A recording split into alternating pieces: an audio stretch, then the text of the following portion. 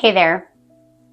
I've been pondering this question since noticing this trend on YouTube.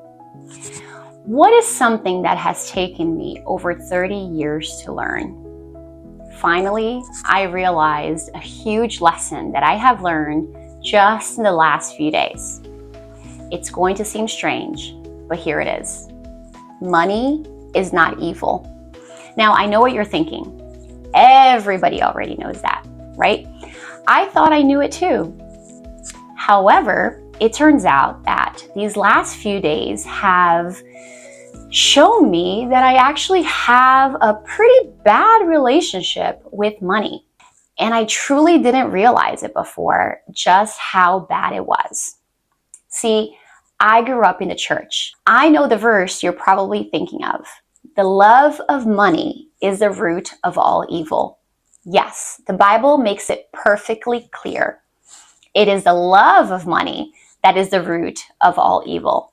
And yet, here I am at almost 42 years of age, walking around, not even realizing that I believe that money itself is evil. In order for me to explain this, I need to give you a little bit of background. Growing up, my family struggled financially. It was really hard to make ends meet. I would look around as a kid and see my friends and other family members who had more. They had better clothes, they had nicer cars, and they had nicer homes. It turned out that I actually envied my family and my friends. And somewhere along the way, I started to believe something dangerous. I started to think that because my friends had more and better things than I did, they were actually better than me. I envied what they had. And instead of admitting that envy, I started telling myself that money was bad and that I didn't want it anyway. And over time, that belief flipped into something even more deceptive. I started to think that because I didn't have money, I was actually better. I started to believe that not wanting money made me more spiritual and more righteous. In reality, I was just trying to protect myself. Instead of admitting and dealing with my feelings of inadequacy, I convinced myself that by not having money and by not wanting money, I was spiritually superior than the people around me.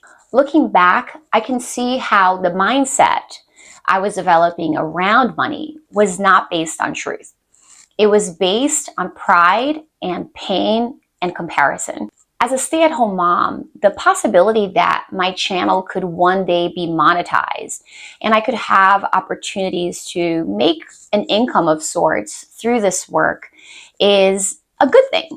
The possibility of contributing to my family's finances while doing something that I love, something that's meaningful and interesting, should be exciting. And to some degree, it is.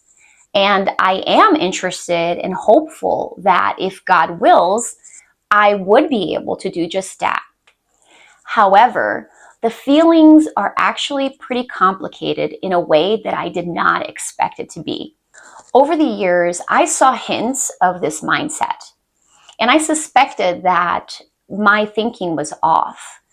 But it wasn't until I started working on this YouTube channel that it became crystal clear to me that there were some issues that I needed to look into more closely. You see, I know in my mind that this is a good thing, that it actually is a good opportunity for my family. But because of my mindset, something that should be exciting is actually making me feel guilty. So these last few days, I've been trying to understand, where is this coming from? And I started asking myself, do I somehow believe that I'm using God in order to make a profit? Is that where this feeling is coming from? And then I also started wondering, do I somehow think that it's wrong for people to create faith-based content and make a profit from it?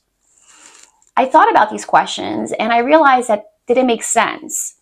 Over the years, I have benefited so much by the content created by Christians.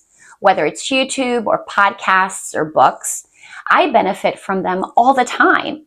It's part of the reason why I wanted to do this, because I saw how much of a blessing the work of others have been in my life. And I started to wonder, hey, maybe I can do something like this as well. Maybe I can contribute and play a part in the work that God is doing in someone else's life.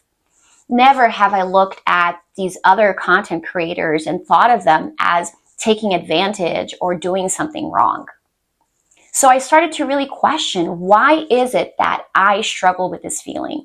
Where is all this guilt coming from? And then it dawned on me, this is truly based on a false belief about money. My feelings of guilt and ickiness that comes with the idea of potentially one day making any profit from any work that is related to faith and sharing the gospel and speaking about the things that God has done in my life. None of that is coming from a mindset of truth. It really stems from a false understanding of money. And it's a false understanding that I seriously did not know that I had. Somewhere along the way, I started believing that not wanting money actually made me a better person. I started believing that it was somehow virtuous. And I realized that this is not true and that actually it's unbiblical to think that way.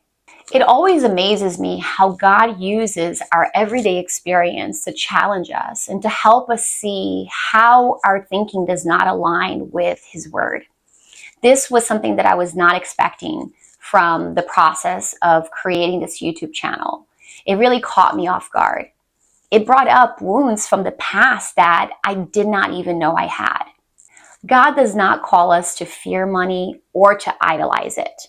He calls us to steward it well. Romans 12:2 says, "Do not be conformed to the patterns of this world, but be transformed by the renewing of your mind." And that is exactly what God is doing to me in this process. He is helping me see how these wounds from the past have actually been impacting me without me even realizing it. So what about you? Have you ever stopped to think about your relationship with money? How do you feel about your finances? I'm still exploring this issue for myself, but this is what I do know. God is our provider. Whether we are living in want or we are living in plenty, God is using all of our circumstances for His glory and our good, and we can trust Him through the process. We can surrender to God our views about money. We can let Him renew our mind so that our finances, no matter what they look like, can be a tool for His honor and for His glory, not a source of pride or a source of fear. That's my word of encouragement for you today. Let me know in the comments if any of this resonates with you, and I'll see you next time.